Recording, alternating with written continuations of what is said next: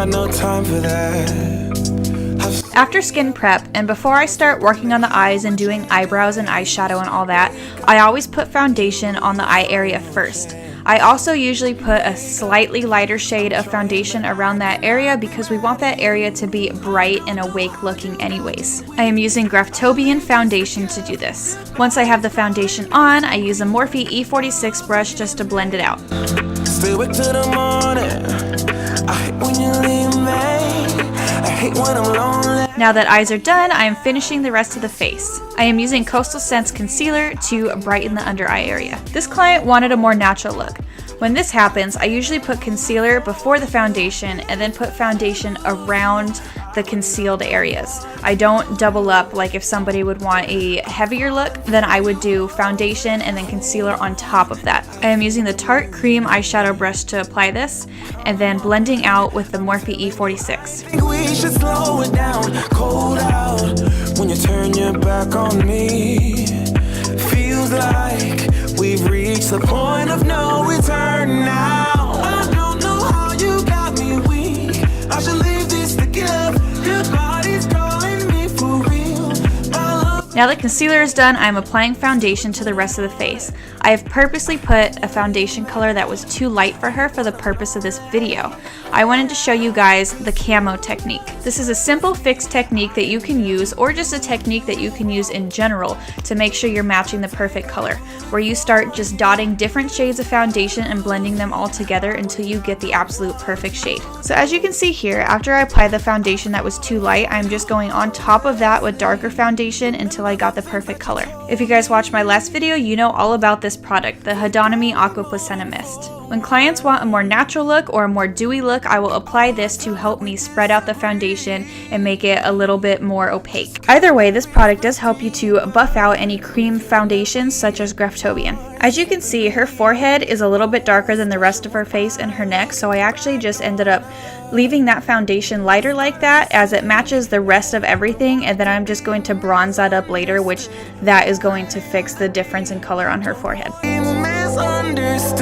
Now for cream contouring, these days I would usually use LA Girl's Pro Conceal.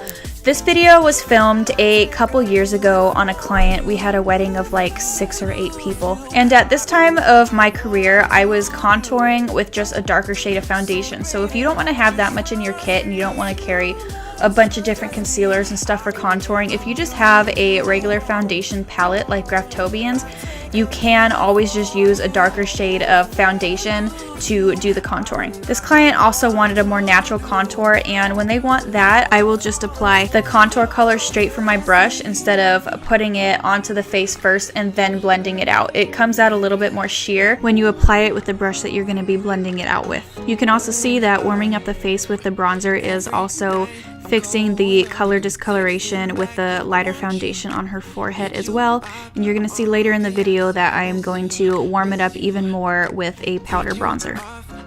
Now I'm setting the face with Ben Nye's Luxury Powder in Banana. I am using a crown brush powder dome to apply the powder.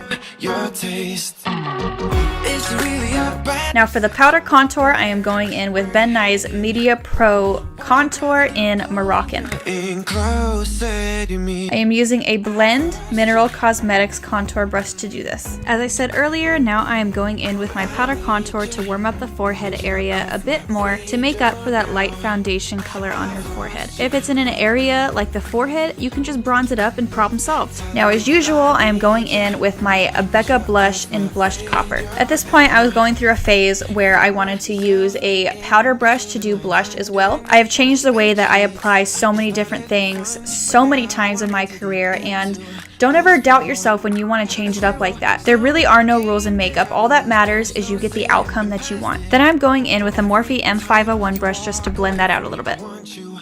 Next, I'm setting the under eye with a Morphe MB25 brush and back with our Ben Nye banana powder. Then moving it down lower into the under eye with the Morphe M501. Next, blending in some highlighter with the BECCA Shimmering Skin Perfector in Moonstone. As you can see with this client, I applied her blush in pretty much everything, slightly higher than normal than I would on the average client because she has a very round face and doesn't have that much cheekbone definition. So I wanted to pretty much create that cheekbone and make it all look a little bit higher up into the face by applying blush higher up into the face. Now I'm giving her nose a slight contour with a Morphe M218 brush. Now for the final touches, I have applied her eyelashes, and now I'm just going in and blending the lashes with the mascara, and as usual, using Too Faced Better Than Sex Mascara with a spoolie to apply it on the client. I need you, and you're off my radar now. I've lost you, yeah, I lost you. Telling you that I need you, but you're off my radar now.